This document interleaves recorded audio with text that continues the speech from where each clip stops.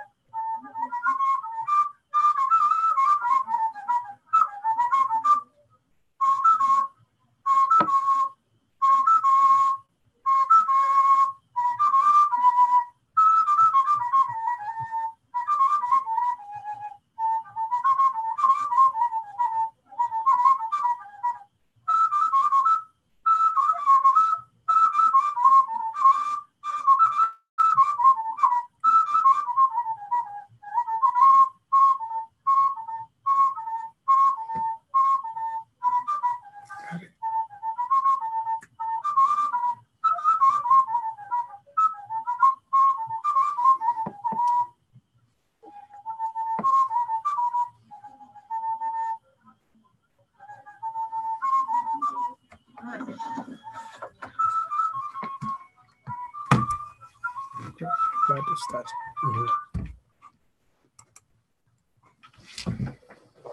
Hello and welcome to Focus on Liberia. My name is Dennis Jar and we are broadcasting from Atlanta, Georgia. Tonight, our focus is on the Liberian judicial system and processes.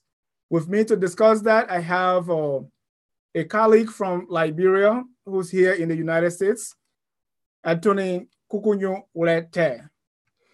Anthony, welcome to Focus on Liberia. Thank you, Mr. Jar. All right. So, sir, let us start with a brief introduction of you. If you can briefly say something about yourself. I know you practice law in Liberia and you are right here in the United States, attended the Emory Law School, and then you're graduating tomorrow. Say briefly something about yourself, Mr. Te. Thank you. Again, my name is Anthony Kukuyon Ulete. I'm from Liberia. I'm from River G. I'm a graduate of the Louis Underground School of Law, and I practiced law in Liberia for about 2 years before coming to the United States to pursue my graduate studies at Emory University in Atlanta. Basically, in Liberia, what I did both civil and criminal practice, and before coming to school. So that's all. Thank you. And as we go into the discussion, you're going to explain that to us, both civil and criminal law practice. But let's start with you came to do your graduate study right here. Tell me a little bit about your graduate program here. What did you do? Well, interesting. And Emory is fantastic institution. I enjoy my time at Emory. I met good people. Good discipline. It's just so amazing. And just to let you know, tomorrow I'll be bidding Emory farewell. It will be my graduation. I'll be completing Emory and getting ready to go back to Liberia to see how best we can contribute towards the nation building process. Thank you. And let's jump right into it. And I want to say welcome to our viewers across the globe. If you are watching, we have a little technical difficulty streaming to Facebook Live. So right now we are streaming to YouTube. And we say encourage you. There is a link on our Facebook page. Please click on that link, and it's going to be posted in your mailbox as well. Please click on it and join the discussion on YouTube. Attorney, let us start with the judicial system.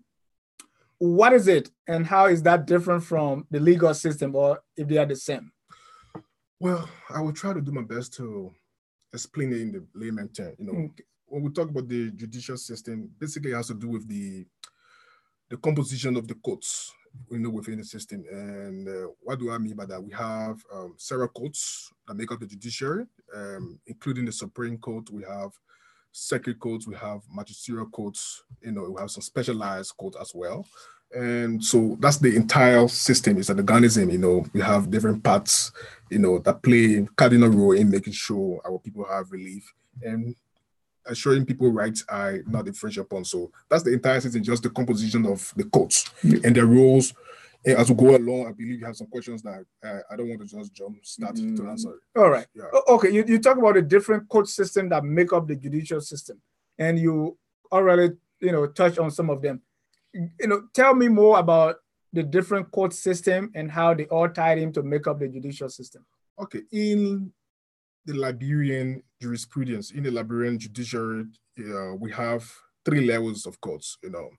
We have the first level, that's the magisterial level, and sometimes people say the justice of the peace as well, but it's not so often as it used to be in the past. And we also have the circuit level. The circuit level is the middle level, where we have 16 circuits. That is, each county has a circuit, and then Monserrato County has 2 circuits. That's the 6th judicial circuit and the 1st. And the reason is because of the population. So in Monserrato, the 6th judicial circuit actually responsible for civil cases, and the 1st judicial circuit responsible for criminal cases. So from the circuit level, we have the Supreme Court that serves as the final arbiter of justice, that serves as the appellate court from the circuit level, and also at the circuit level before the Supreme Court, in that may point, you also have the specialized court. We'll talk about specialized court. There are certain cases that it is expedient to have so much attention. So like the commercial court, like the rape court, like the death court, like the probate court, you can just name all those, specialized areas, specialized of law that people have. And now I hear people talking about having code of the corruption code. So if even we have such a code that will be established, it will be referred to as the specialized code. It will be for in the middle level of the judiciary system. So as a citizen, I have a case. How do I know where to take my case? There are different cases.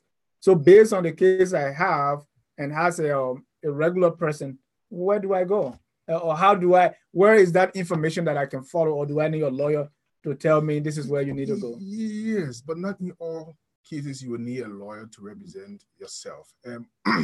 Because the courts when the courts are established, they are established with jurisdictions, and the lawmakers assign certain cases that is supposed to say the authority to them, so that you can hear, for example, the death code, they say you can hear cases from this amount to this amount, So in I talk about the civil law code, you have civil cases like ejectment, that is property case, you have damages for wrong thought actions, So when they establish the codes, they give them certain cases that you should hear, so people can just be moving, rather you don't know where to go. Right. But again, when you don't have to have lawyer to be represented in the magisterial court, especially in civil cases.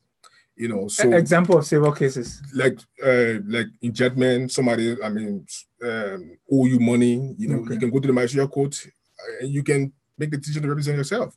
But for criminal cases, because of the fundamental rights attached to defendants, so it's expedient that there's a need. The Supreme Court have several opinions that you should have lawyers who represent criminal defendants or criminal parties in this dispute. In civil cases, you can have your land today. If somebody encroaches upon your land, you can go to the magisterial court and you can represent yourself.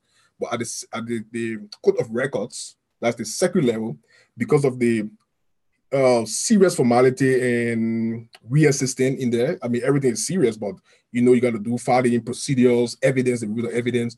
You would need a lawyer to have adequate representation. So at that level, it's required of you to be represented by a lawyer. You use a term here called jurisprudence. I've heard that too. What does that mean?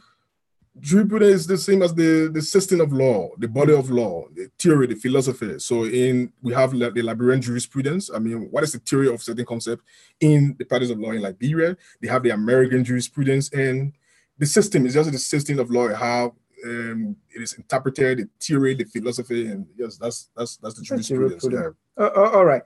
Now we have laws. We talk about the laws. Where are the different places to look when I'm looking for the laws? I know the Constitution is one place. Where else do I look if I want to look at Liberian laws? First of all, the Constitution recognize all laws that will be created or established by institutions. So even in our community, we can have laws that can govern us, in our lay associations. So those are laws. You have to respect it because it just have to be consistent with the Constitution. Okay. And on the national level, we have statutes. That's why we have the lawmakers who go in the past laws, referred to as the statutes. We also have case laws, the jurisprudence. Also, in Liberia, our jurisprudence rely on case laws. That's a common law jurisdiction. When I talk about case law, what do I mean? If you have a case and you go to court in the Supreme Court, in that case, reaches to the Supreme Court and the render decision in that case, and the decision of the Supreme Court, that interpretation becomes a law. That's a case law. That's a common law. Court-made law, or you say judge-made law. Okay. So we also look at Supreme Court cases. We look at statutes. We look at our laws in our community. We look at our tradition. We look at our values. Those are all sources of law that we rely on to make our life, orderly in our jurisprudence. Okay, that's good. Now, summarize for me now. So, how law is made? I know we learn in grade school that the legislative branch will make the law. I'm sure you're referring to the one in a Republican system, because I just made reference that we'll talk about laws. Even in our own communities, the laws will make our laws. Right. They are binding upon us. But I'm sure you're referring to the laws we make in government. Exactly. That's the Republican form. All right. So normally, a bill can come from anywhere. From the lower house, because we have a bicameral system. That's two houses, right? The representatives and the senators. And so a bill can, evolved from any of the houses, except where the Constitution, specifically states. Like, for example, we talk about the impeachment, it should come from the lower house, right? But in most cases, law comes from both houses, right? But what is required, there must be concurrent. There must be the practice of what we call bicameral actions. That is, if the Senate take an action on certain bill, the lower house or the House of Representatives should concur. After concurrence, then it has to go to the president, who's going to sign it, or they may veto. But once the president signs whatever has been passed in the House by both houses, it becomes a law. And it should go to publication as well. Yeah, talk about that publication aspect, because I remember, I think they were publishing them in, I think, the foreign ministry. Yeah.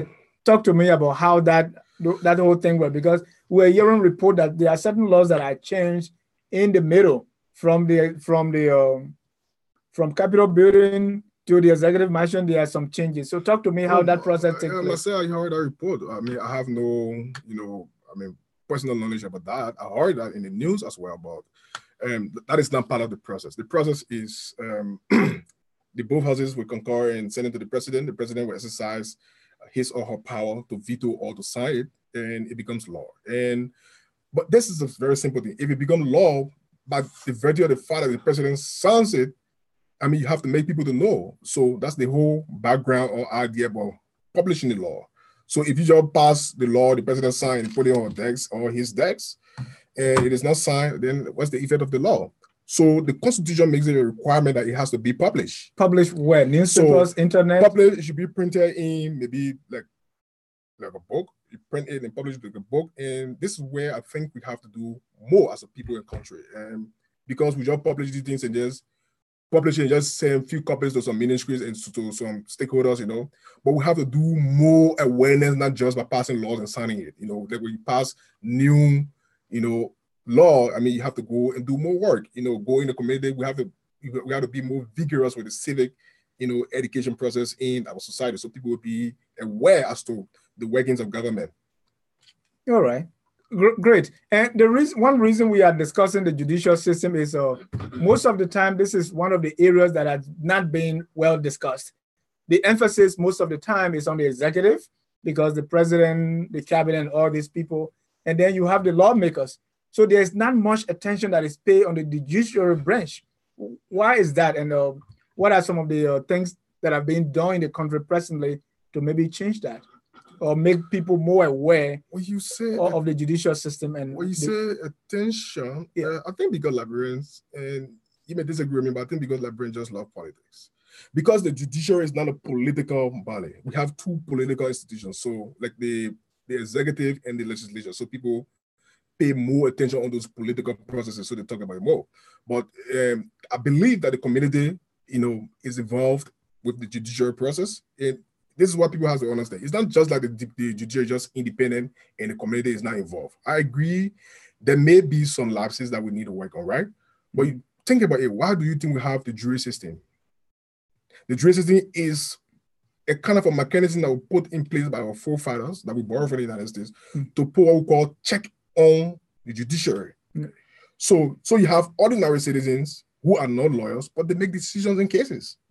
Because they can even look at the evidence and say, look, this evidence is so convincing and clear that I think this person is guilty or is liable, but they can say you go free. The jurors, they can do that. That's the authority. That's a check. That's a check on the judiciary, right? So if you say why the issue of the judiciary is not fully discussed or widely discussed, I believe because people just love politics, and we do more politics in Liberia, so we focus on what the representative says or what the president says. So, but I believe the judiciary has been open and is open. Okay. Well, are they judges? Are they appointed or elected? The judges are appointed by the president. And that has a downside, don't you think? No, I don't think so. They are appointed, but then they have tenure to serve. So it brings about independence. It brings about autonomous, So once you appoint him, he gets confirmed by the Senate and he goes to job. He's independent. He has to make a judgment. This is why we have good ambassadors, right? So if you just appoint a man and he feels that you have like a lifetime job, because at 70, it's almost like a lifetime job. So then he becomes somebody who feels untouchable. So, and this is where, in fact, I was talking to one of the senators and I talked to some of my friends who were in the house that they have to do their work. So you just say, oh, the court system is bad, or they corrupt. But the fact of the matter is the Senate, particularly the Senate, has a role to play because they can impeach. Right. So if you say you're complaining and you're not exercising your authority, there's a problem. So I think this is where it's a system that no one branch of government, this is what I want you to understand. All Liberians should understand. Government action does not require one branch of government. It requires for a government to act, there must be the action of two branches. So that is why you see if the president appoints, somebody must confirm. Right. If the president appoints a judge, somebody there to oversight. So there must be two branches of government to act before it becomes government action. So you can blame one government for laxity, So I think, yeah. So what are the qualifications of these judges? To become a judge, you should be a lawyer, a law school graduate, and you must have practiced for about 5 years. It used to be 3 years. You should practice for that. Based on the judiciary law, you have to practice for at least 5 years, and you can be appointed. And based on, and you have to get some good, reputation and character and people, because that's the position of trust. Integrity matters. So, and they do all those evaluations, and then the Senate, who's supposed to do the job, they confirm you. What about magistrates and justices of peace? No, judges of appeal, you don't have to be a lawyer. Okay. For magistrate, you have to be a lawyer. But then we have a system in place now that we don't just have, we have the statutory magistrate, we have associate magistrates. So the associate magistrate, I mean, it's not required that they must be a lawyer. So we have the magistrate as the key man who in the magistrate court should be a lawyer, at least a law school graduate. Yeah. What about justice of peace? Because I've been to some justice of peace. I'm not too sure whether that is active in Liberia. Oh, okay. Yeah, except for maybe signing notary documents and stuff, it's no, yeah, or in the rural part where we don't have courts. Right. And people still, yeah. According to Article 65 of the Liberian Constitution, the courts are empowered to apply both the statutory laws and the customary laws. Mm-hmm. Okay. Distinguish between the two and give me some instances of these statutory and customary laws. Oh, like when we talk about, just asking about sources of law, because Liberia, you can look at the history and of Liberia, where we have people, the free slaves, or what we refer to as the Congo people today generally. I mean, but they are not Congos because we know history, we know why who are the real Congos. Right. But when they went back and they took that system, what they did to harmonize, the society, right. So they just couldn't abandon or disrespect or disregard the practices of the people who they met there. So there was a need to recognize how majority of our people live and what governed in their communities. So that is the aspect of the statutory, our traditions and our culture, the value, those laws, they are laws. Right. And the statutory law are the ones that were passed by the lawmakers in a civilized way, right. So, but they are, the statutory law is not any way supreme than this customary law on our system. Absolutely no. Mm-hmm. Don't get to believe that. They are on the same level, right? Okay. So if you believe in customary way of doing things, you do your traditional. Normally people rarely see them in weddings, traditional mm-hmm. wedding and the civilized wedding, how we call them. So you can marry a customary way, you marry a traditional way. So people, it depends how and what law you want to be governed under, but it has become a problem, consistent with the provisions in our constitution. So for example, there have been some areas where the application of not necessarily statutory law, but the application of constitutional rights. Mm. The interpretation has also limited certain aspects of customary law. Like we talk about female genital mutilation, we talk about tribal abuse as a woo, So those things are not necessarily because, and this is where people don't get it right, are not necessarily because statutory law prohibits the practice of customary law, but because they are constitutional rights. Mm. Because the Constitution is the supreme law, and there are constitutional rights that are guaranteed for citizens and persons, right? Because those practices, the Supreme Court has interpreted it to be in contradiction of the Constitution. And then no law in the land shall be in contradiction of the Constitution. Exactly. So that's why you see the issue of Sasewu, the issue of people talking about female genital mutilation. I understand the former president signed a document trying to, ban Pope and then, yeah. Yeah, no, I get that because if you give someone Sasewu, that person too has a right. So correct. If you infringe upon that right, even though due process, right, you give them due process. Yeah. They must be heard before condemning. Due process. So in our court system, we have key actors. Okay, we have, for example, you have judges, you have lawyers, and even the police that go and do arrests and all that. What is your assessment of the judicial system in Liberia, looking at those various actors? Well, you say my assessment, I don't know. You're right. How do you look at it? Are we doing good? The system, I must admit I'm a lawyer. The system is seriously challenged. We have to do more. I believe so. But again, it's not just all about the judges or the police.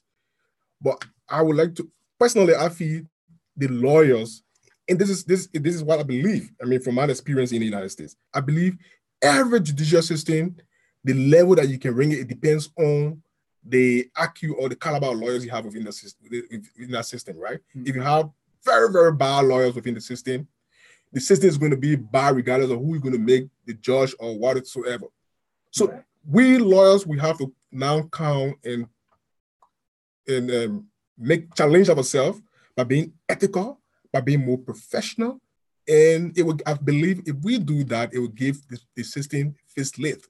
Another aspect, we talked about not just necessarily lawyer judges, Citizens as well. Right. What about those who are called to serve as jurors? I mean, most of us, we don't understand those civic duties or responsibilities. We see it like money-making things. So the main area I believe we should start targeting, I don't like too much of politics. Yeah, people, the judges, the chief justice, the judge, no. We lawyers first, we have more to do. The way we will challenge the system, the way we will conduct ourselves, the system will do better. And those who we call our citizens to come to help in the system, like citizens, the system will be more efficient than what it is now if the lawyers and the ordinary citizens who come to participate do better. Give me some specific examples of what lawyers can do that you call better. What lawyers can do that I call better? In America, let me tell you something, and be very blunt with you. Yeah, the people I respect, the people they believe in what we call ethics and professionalism.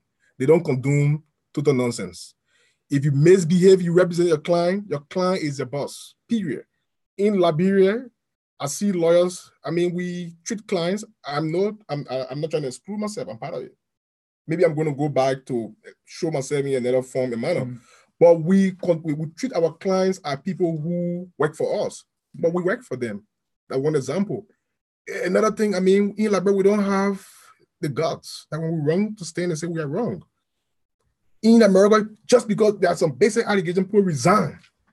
But there's nothing about morality in Liberia. I believe we must do more as lawyers. We must do more. And it has to do with the bar association as well. The role that the bar plays in society. The bar has to call lawyers to book. The bar has to be more effective. In recent times, I think the Supreme Court has done even more that the bar is supposed to be doing. The Supreme Court has played the bar role over the years. I understand Liberia is a very small community. We all, one way or the other, we are related or we know somebody, so sometimes we have sympathy and empathy for people when they do wrong, but the law is the law. The justice should be blind. Sure. All right. But, and also, with that, we have, the executive branch, especially the president. Sometimes, we read in the news that something that looks like interference. What role does the president, past and present, play in either helping or harming the court system, in your view, from your experience? Well, I don't know what you read in the news, and so I can't give you any interpretation. Okay. But I think what the executives should do, because all the branches, as I said, they have to work together to make sure the system operate. If you have one system that is now fully functional, it's a problem. Now people say, for example, Liberia, the economy is bad, purple, and the president this, the legislature, they corrupt. But let me tell you something. I go back to the judicial. Nobody has seen it. We have people who doing businesses, right? And you have a dispute, like that somebody owe you money, you go to court, and the case is going to be there for the next 2, 5, 6 years. It's ridiculous. That's not good for any serious economy. The country has to run. The court got to be more efficient. The court got to take cases and adjudicate it and give people results. Okay? So it's not just about the executive. I agree. And to do that, the court needs logistics as well. I understand. So I think they got to look at the budget. They talk about budget constraint and all the stuff. So but it's not just all about the money. It's about the willingness of people who found themselves within the system and how best they are challenged to see who can change the system from what it is. I'm not going to be sugarcoating anything here. We have a very serious challenge within the judiciary. And to do that, I believe, the way I think, I learned, it has to start from the lawyers and the ordinary citizens who come within the system to help. Yeah, that's you're exactly right. So let's again look at that interaction, because citizens have a role to play. As you said earlier, they are on a jury, and they are the one that taking cases. You keep referring to the challenges. Is bribery one of them? People are bribing. Well, there have been several allegations about bribery. Like people pay bribe to jurors. I mean, allegations have been numerous, and we don't have to just ignore those allegations. I don't have fast to know whether somebody ever paid bribe to jurors, but if once the allegations are becoming continuous ones, we have to investigate and see how best we can make sure we don't even have those allegations. This is not a specific allegation I'm making that, I know how fast that people pay bribe, but people say it. We don't even have to make it to be something that will become cultural. People say the system is corrupt. So we must know where these allegations and what are the things that are causing people to really believe that people can pay bribes. So I think, yes, bribery is an issue, and we must address it as a people. And Even lawyers will play our roles in it. And even the way we advise our clients and lawyers. Sometimes, I mean, it's bad to even make a client to believe that he can go to the court and get judgment because he had to do something special. Your client getting judgment or ruling from the court shouldn't be nothing based or beyond the way you represent your client or based on the merit of a case. So this is why I talk more about lawyers. We have more duty to make the court a better place that people can go and think, oh yes, I can go to this court and I believe I will have relief. Not in 10 years or 20 years. I know of some cases that lasted in that court in the system for 40 years. Wow. Does it sound good to you? Horrible.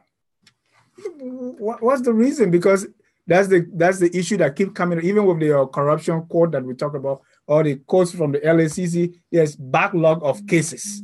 Why are those not being addressed, in a timely fashion? I think we'll reach the issue of the corruption court. I have a personal opinion on that. But you talk about why the issue of, the court law. Well, people say we need more lawyers. I think now in Liberia, with the lawyers, we are getting, so yeah, there are a lot of lawyers in Liberia now. The courts are there, But the problem is we have to take our jobs seriously, So, sometimes some judges go to court and we need to work full-time in Liberia, Mr. Jah. We don't work full-time in Liberia.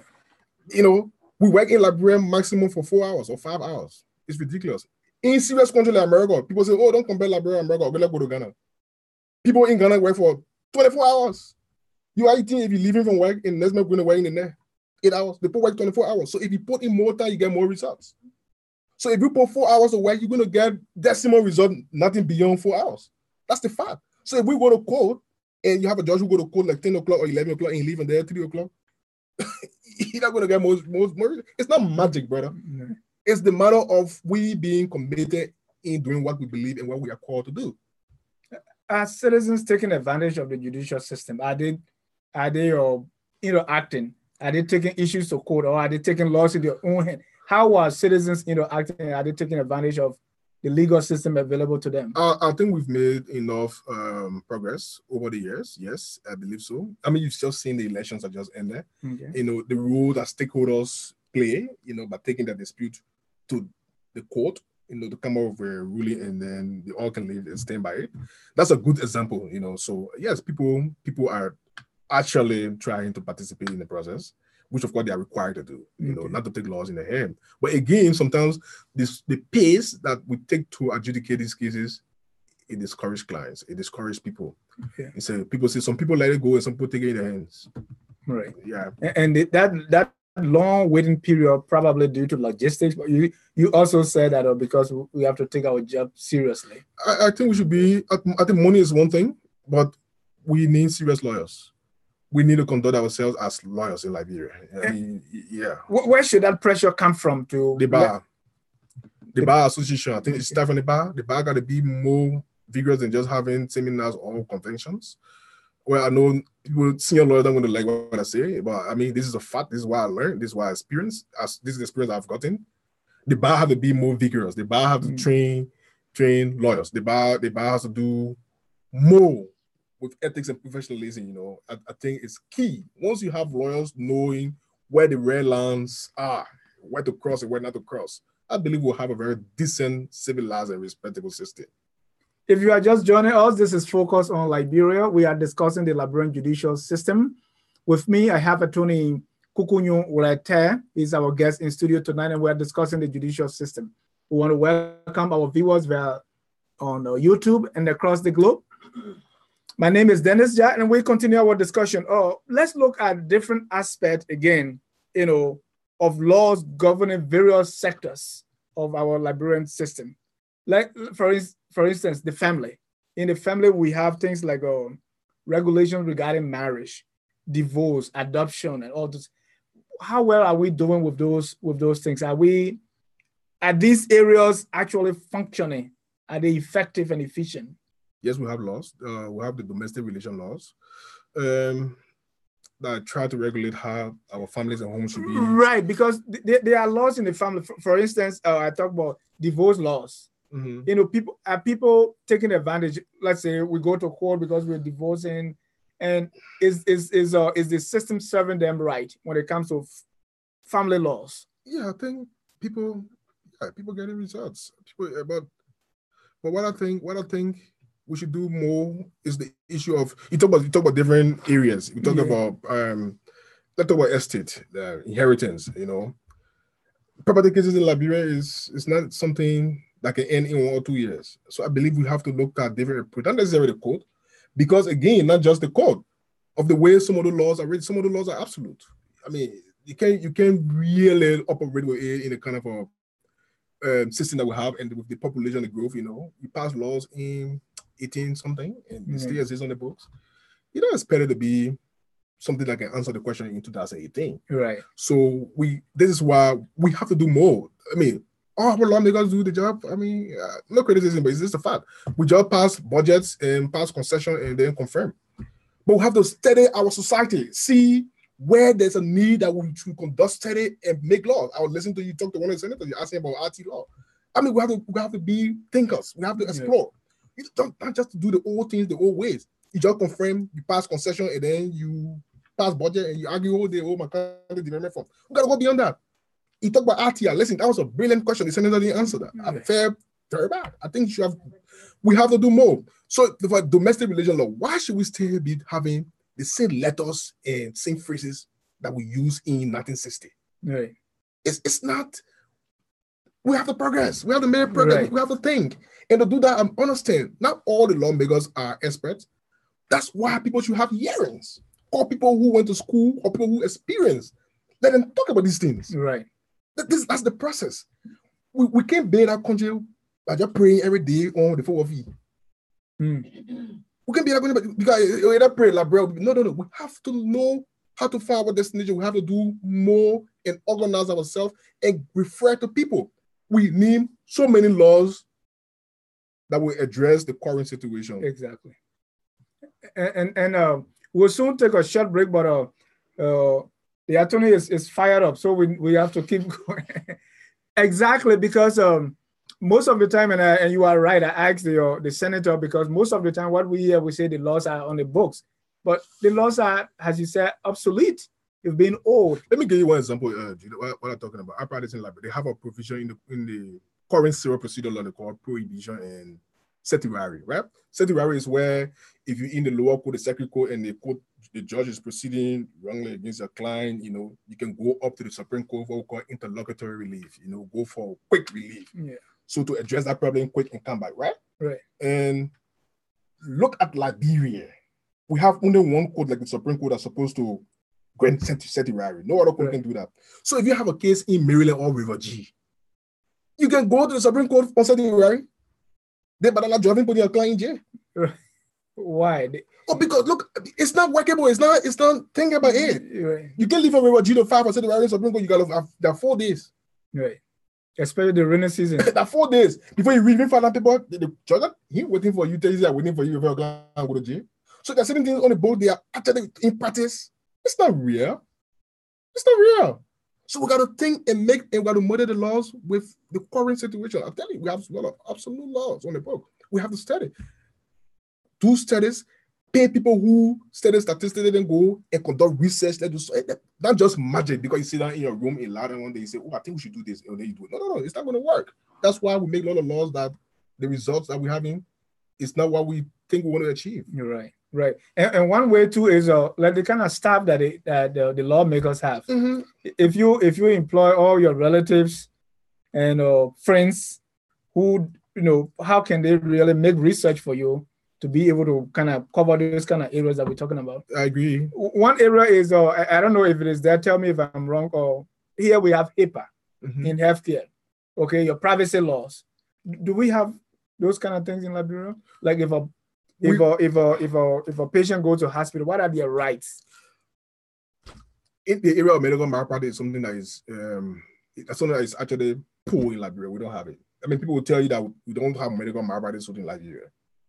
They will tell you. I mean, don't be surprised you hear Liberian lawyers say, "Oh, we don't have medical. We don't do that," because the reason is Liberia is a very small country. I just listened to some of my colleagues who are doctors in Liberia. They were protesting quite recently, and they talk about. We have about 300 some more persons who are medical doctors in Liberia. I think 300 and something small number in the entire country. And So they will tell you that medical malpractice suit to prove it, you need specialized person. So no data is willing to go testify against a friend. You got the point I'm making? Yeah. So that one we just leave it with God. Yeah, I would say that one we just leave it with God. So because the man, people been dying, all kind of way, even with that data, you can know that the people blunder. Yeah. You know, yeah, all the allegations will be, yeah, we can hear them. Yeah, even with that data, common sense can tell you. But we just leave that one with God because to find out that go testify against the other friend, they're not small thing in Liberia. So medical check in Liberia cases, go look for medical malpractice. Show me one. All right. At this time, we're going to take a short break. And when we come back, we're going to talk about the Liberian Anti-Corruption Commission and the separate code of corruption code that they're looking for. We would like Attorney Ted to chime in on that. But we'll take a short break and we'll be right back.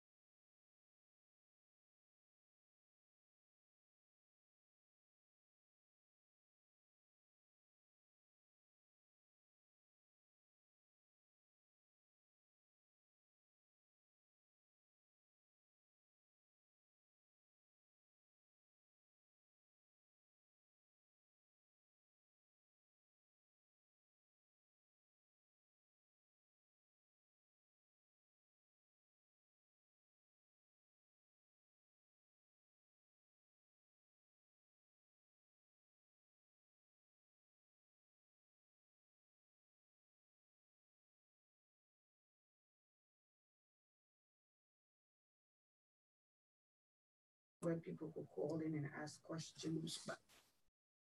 Yep. All right, welcome back to Focus on Liberia. We are discussing the Liberia judicial system and processes. With me, I have Attorney Kukunyu. And before we even go into the anti-corruption court, tell me the difference between a counselor and the attorney. Okay. I think those are words that outside the law we use, is a lawyer, is an attorney, is a counselor. They are all laws. What's the difference? Okay, first the similarity. What they have in commonality, right? They are all lawyers. They are all now law school graduates.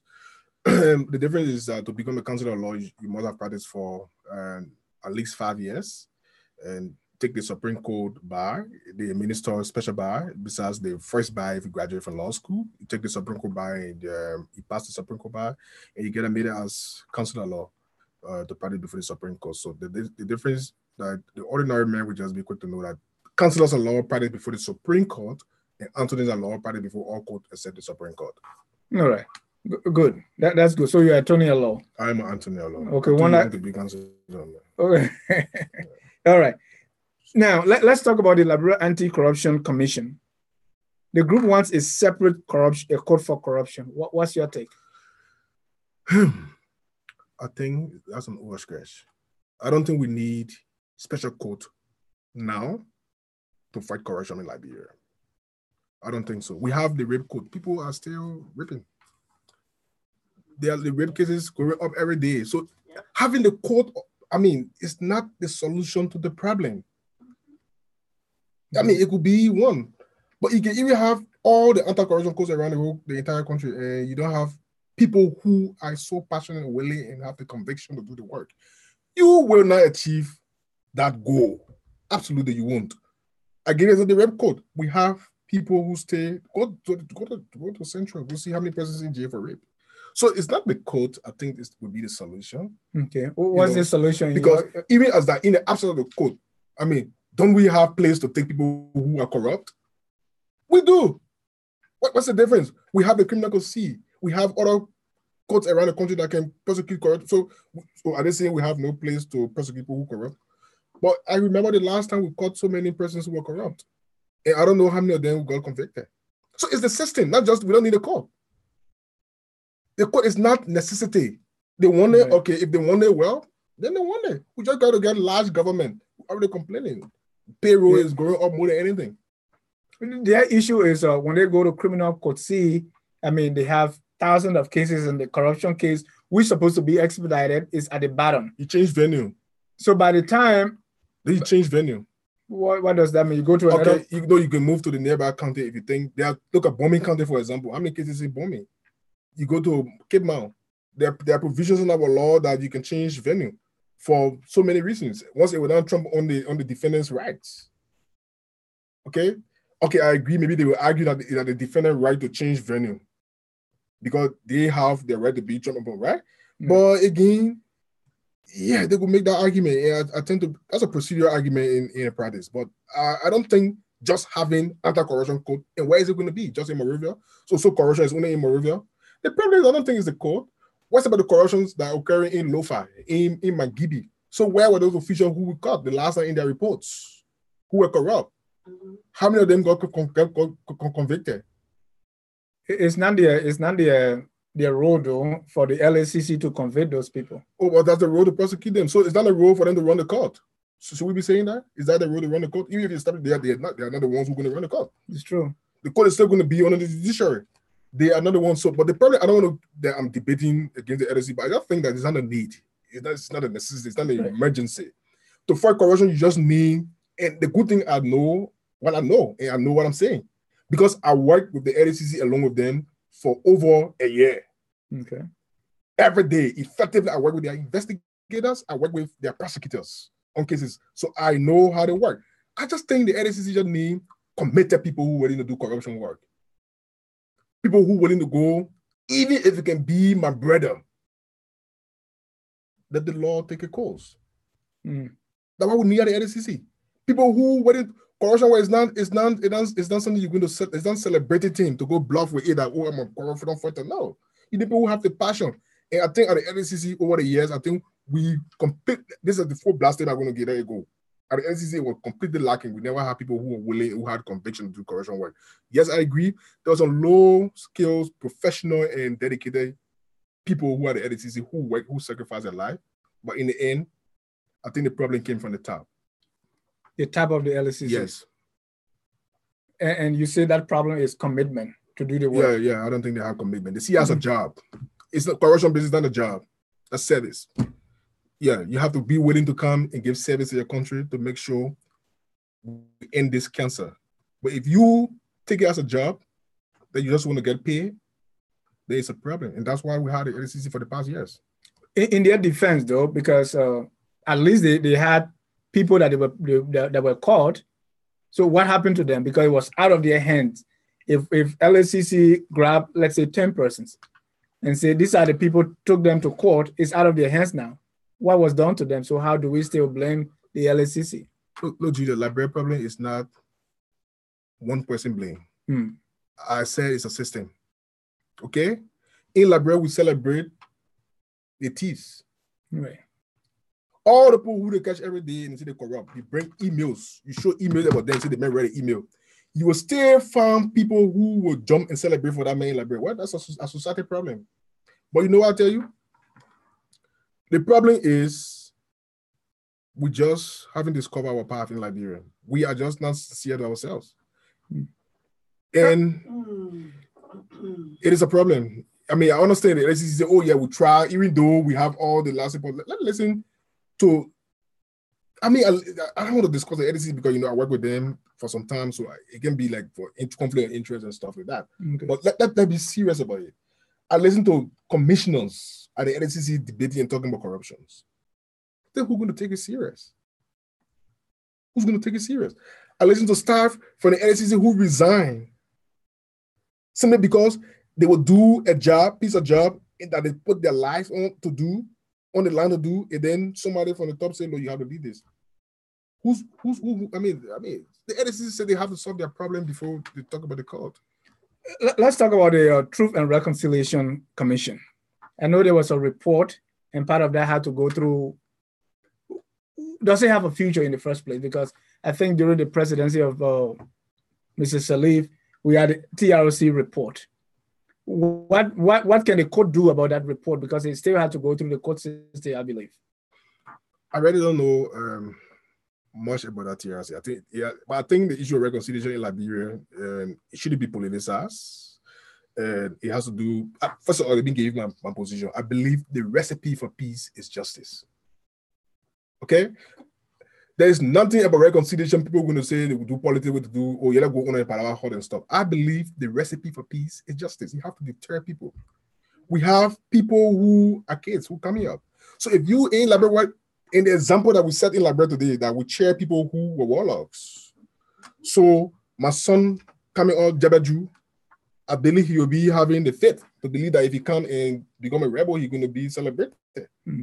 You support the war crime code, that's what I'm hearing. It's not it doesn't have to be war crime code, but I believe that the recipe for peace is justice, whether in local code, war crime code, but people have to be held accountable for what they did. And this is the question I asked one lawyer, like, what stopped people from going to court? Take Prince Johnson, for instance. People watch him on TV, you know, killing the president. What stopped family of the president from going to court in Liberia and say, this man killed my husband or my father or my uncle? The court cannot refuse cases. And that's for other rebels. I'm using Prince Johnson as an example of other rebels. The court, you say, what stop people from going to court? Oh yeah, in a real literal sense, nobody can stop anybody from taking any case at the court. Whether it makes sense or not, the court will determine whether your case gets sense or not. But you know the problem? But if the government make a statement and say, look, this is our position, who are you, the little man, to say, I'm going against it to go against this? You get my point? Mm-hmm. If the government, because the governments all are listening, they talk about reconciliation, they leave justice. That's a statement from the government. Government needs to go. So I think there are a lot of people who are still grieving in Liberia. Yeah. And you can ignore that fact and just say, let bygone be bygone. Okay, let bygone be bygone. But people have to pay the price. I believe the recipe for peace is justice. So others are saying, well, we have 15 years of peace with no war. So going back to TRC, I believe that's cosmetic. I mean, it's not. You say peace. And we have unmail. Okay. Yeah, there are a lot of factors that make us reach 15 years. I agree, 15 years we didn't fight, but we have people who they babysit us for the past 15 years. We have unmail who just left barely 2 years ago. Not even 2 years, 1 year ago. Yeah. Quite recently. So I mean, let's see how far we can go with all the issue of poverty, the difficulty. Let's see how we can sustain our own peace. We all want peace. I don't believe we're going to go to war, but I believe peace is not necessarily the absence of the guns. Right. People have to. I mean, peace is not necessarily the absence of the gun. So if you hear people shooting, yeah, those who know how to bring the gun and fire it, they say they don't bring it again. Thank God. But all people still grieving because they killed the murder people, innocent people. They're grieving. They will live with that pains forever. To give those people relief, there must be justice. The government says that's not a priority now. The government says that's not a priority. Where the government, I mean, decide what would be its own priority. But I believe to make Liberia peaceful and to have a genuine peace, a sustainable one, people have to be deterred. You know, we can't ignore the fact. You know, I believe that the recipe for peace is justice. That's what I can say. Government has a position well, but I believe we need justice in Liberia. And you listen every day, you hear the common people saying it, they crying every day. There are just few persons I believe who just blocking this. Okay. Right. The popular way of the people that they need justice. Put it to vote. True. Put it to vote. There have been some landmark cases in Liberia. One of those that come to mind is the Sabo Mane case. You know, I don't know how that ended. When you say landmark, I don't know what you mean. There are some I don't think the landmark in the practice when we say landmark case, I mean, as a case that must have been decided by the Supreme Court, and there's a kind of a decision, or the decision in that case is so important that it will last. It will have mark on future practice. Yes, jurisprudence. That's a landmark. But if you say the Sabo Mane case, yes, that's a sensational case, considering the characters who were involved, former speaker, 2 senators, former ministers, and you can name them on and on. So it claimed the attention of the entire country, and considering the fact that it has some foreign nationals who were involved, you know, from Great Britain, from South Africa. So yes, that was a serious case, and yeah. How did it go? I think, well, the case is still ongoing. Right. The last time I checked, I think it's still ongoing. I used to be member of the task force. I left for the past over 1 year. So there are other lawyers who are on the ground who, yeah, I believe it's still going on. Right, and that's the scary part, that you have a case that is just dragging on, and it's such a big case. So people that are involved, you know, they are all top people. Yeah. It makes it look like justice is not really blind. What we said that. I said even in the initial stage, I said justice, we have to go beyond, and even if it will be our friends who will be caught in the trap, they should be caught. So Liberia is a small community. You have, and this is what we talk about integrity. I mean, why will you be a lawyer and a senator, and then your emails and everything is just exposed, and you still not have the gut to say, I'm sorry? I mean, why will you be the same person who will be cut on tip live with a voice, and you still don't have that spirit to say, I'm sorry? Something wrong with us. Something wrong with us. And you say, you know, we celebrate thieves. They are great. PLO Lumumba say we canonize thieves. Yeah, something wrong with us. I mean, everything in Liberia is different. It's opposite to, I mean, it's something wrong with us.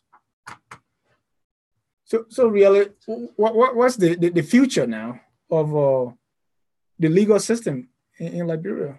I see prospects because there are a lot of young lawyers, the older ones who are willing to embrace the younger ones, you know, to accept that we need to make progress. I mean, there's nothing static, you know, and I'm not the only one. There are many persons came before me to the United States who obtained, you know, graduate studies in law, and they've gone back. And I believe there are a lot of new ideas, and we have prospect. We have positive, you know, expectations. I believe that the judicial will do well. I believe it will do well. I can see it. I have that dream. I believe it, but we cannot just stay and dream. Okay. We have to act. We have to put our dreams into actions. And I believe we can do well. We have the opportunity to do well. Talking about cases, we saw the election case that went to the Supreme Court. You know, looking from outside looking in, you were in Liberia at that time and you kind of watch it unfold. The elections, I was in America. Oh yeah, you were in America, but I know you follow it. Yeah, religiously. Right. What is your assessment of that? I mean, even though we have elections now, we have the result, but the way it went, and I understand too, the Supreme Court decision is always final. Do you have any, what do you think of it? I want to commend the Supreme Court first. I think they were very expeditious and they did the work. I mean, that's why they are the Supreme Court. They are the honorable Supreme Court. They did the work effectively. And that's why we are where we are today. We have peace and no bloodshed, and, but there are certain things I learned from the entire proceedings. I know people they think about, filibustering in the court. People go on technicality, waste time. So I believe this whole thing about procedures, we hinge on it a lot in our practice in Liberia. So in the end, we don't give the court the opportunity to decide the substance of the law. So if you see most of the Liberian cases, if you check on the labor law or in the law reports, see the cases, most of the cases are decided on procedures grounds, technicality. They're not on the substance of the law, on the merits.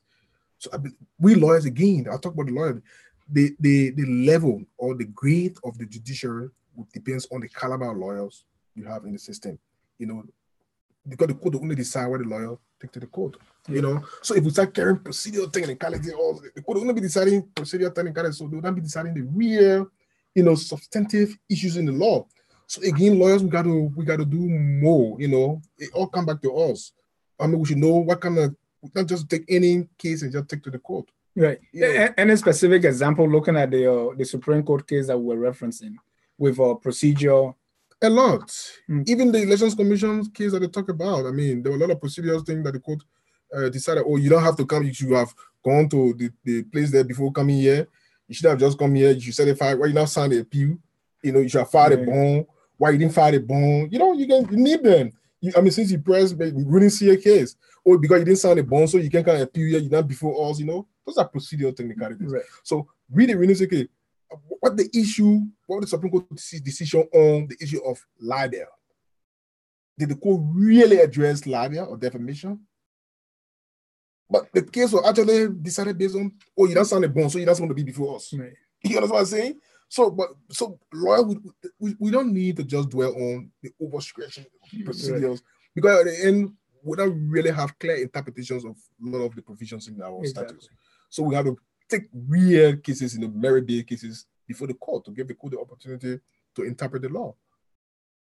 Yeah, I think that's something we should do as lawyers as well.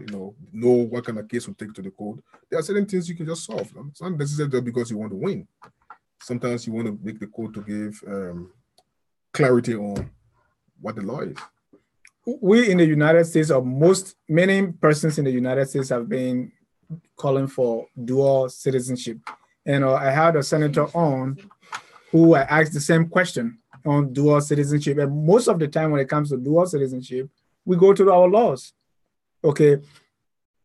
I was told that, in fact, what the senator told me is that, hey, we already have some form of dual citizenship. What do our law say concerning dual citizenship? Well, the term dual citizen wasn't used in the Constitution, but by interpretation, again, I don't know what has been a quote interpretation. It's saying about procedural technicalities. Right. I believe there are some cases that went before the Supreme Court, but they decided cases based on many procedural grounds. But the whole thing about dual citizenship, I think it came from an act that was passed in the 70s. So alien nationality law. Right. But I think I will tell you this. I think our law is not clear as to whether it allows dual citizenship or not. Okay, but as we speak in our law, we have there are some leeways that people can. It's not a clear cut way that give you the right to say you dual citizenship, right? But under certain conditions, you can enjoy, those privileges and go with 2 passports, like the senator talking about, minors under 21 is those are real. Again, so again, that's we talk about making our law up to date. Reality. The time those laws were passed, it's not the privilege that we have now. So we got to think about it. When the dual citizenship issue came up in the United States, this is what I said personally. But to what extent have we fixed our citizenship laws? And what I meant that time was, take for instance, if right here in the United States, I'm trying to compare now. If I move from Massachusetts to Georgia, I take Georgia license and everything. I pay, it's like I'm from Georgia. In Liberia, what really tells us that you are from this county? Is it where your parents from? Is it where you're born? Is it your ethnic group? How do we determine that? Let me tell you my position towards citizenship. I believe we discussing too much far ahead of us. That's what I believe. I don't think we are closer there. Justice Scalia. Let me talk about this. There's an American jurisprudence case that Justice Scalia, former Justice of the Supreme Court. I will give you the case later. I can't remember. I read the case in the constitutional law where he talks about there's an equal protection issue where he talks about aliens and citizens in the United States. And he talks about, he said, what makes a citizen different from alien? Is that their value is you are a United States citizen. So even though they say equal protection of the law for all persons, but citizens should be seen in a special way. So when you talk about whether we are there or not there, we should be careful how we give people rights as a citizen, because there are certain things that are irreversible. Right. The issue of citizenship. You can get somebody say you're citizen to them tomorrow, you can say you're not citizen. It's problematic. I don't know where it will happen. It's difficult, especially giving huge group of citizenship. You say they're born and intermarriage. You say, oh, you're not citizen again. The issue of people migrating, Madingo, all the stuff, confusion. You can reverse certain things. That's the point I'm trying to make, right? Okay. So we have to study it carefully. So what I think we should do, we need to focus more on our immigration laws. We need to focus more on our borders. First, I can tell you now, you can't even distinguish certain Ivorians from Liberians. You can distinguish certain Guineans from Liberians, especially along the borderlands. Yeah. You can distinguish certain Sierra Leoneans from Liberians. And that's what I meant when I said, let's focus on the citizenship laws. You can distinguish them. I can tell you, if I go and stay somewhere along African border for some time, where I used to live around Nero Village in the 90s, I can be African speak. I just cross the border and say I speak French. I come and say Liberian. You tell me, you get anywhere tell me I'm Liberian? No. You can. So we have to work on our immigration laws and when we protect our borders. We got to start thinking about that first. I have no problem with people, especially Liberians. You, Dennis Jah, or somebody who real person who I know from TD again. Because they came to America because of war. So I should stay and say, oh, you're not citizen. No, it's unrealistic. We have to come to the current time. But again, to do that, we don't have to just be blind and make political statements to say, oh, white people should be citizen or black people. No, we should take it easy. I believe citizenship is something that is important because, here's my fear. If we are not very careful as to how we proceed, Liberian citizenship will be at its lowest end, the lowest level, no value. Because I listen to somebody who must say got a real deep, one of the strong people, I'm not going to give a name, very powerful lawmaker and influential, who supporting dual citizenship. He said, but who you think we leave from America to can't take Liberian citizenship because what? The people coming to help. No, we shouldn't be giving citizenship because somebody coming to help us.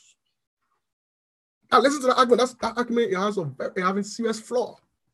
But that the only reason you want to give citizenship up because you want to open the country, people will come to help. No, but that's not the basis of citizenship. Gives it because the man is loyal, because the man, he gets something valuable in your heart and in his blood about Liberia, not because you get money coming to invest. If that is the business people want dual citizenship, I'm strongly against it. I oppose that. It shouldn't be the business that we should get citizenship because one millionaire to go to Liberia and invest.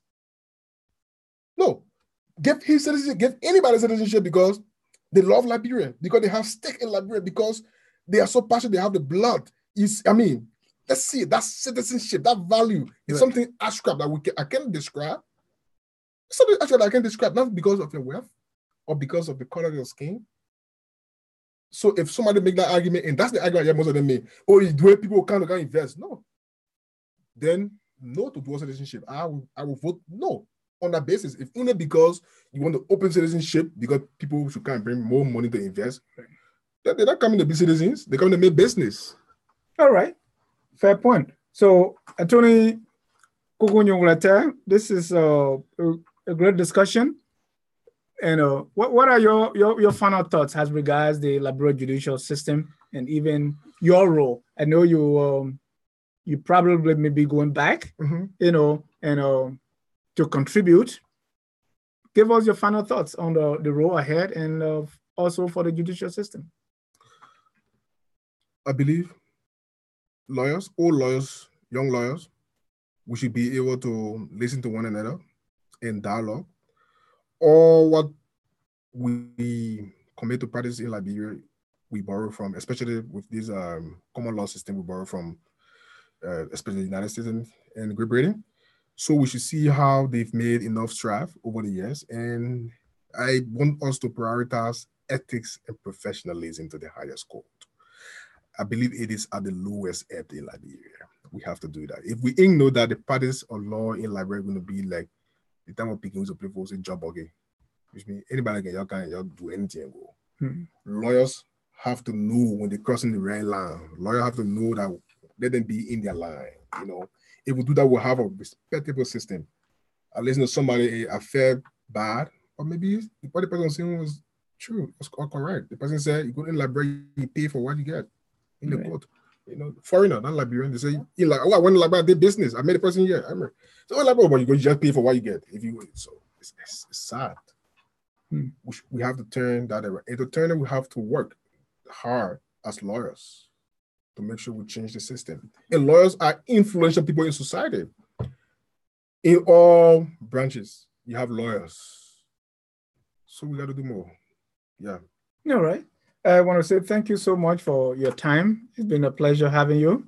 Thank you. And congratulations on your graduation from Emory. Thank you very much. Okay. I appreciate it. And to our viewers, we want to say thank you for watching. I would say special thanks to all those watching on YouTube and also Facebook. We want to thank our producer, Mrs. Yasendi Martin Paye. We want to also thank our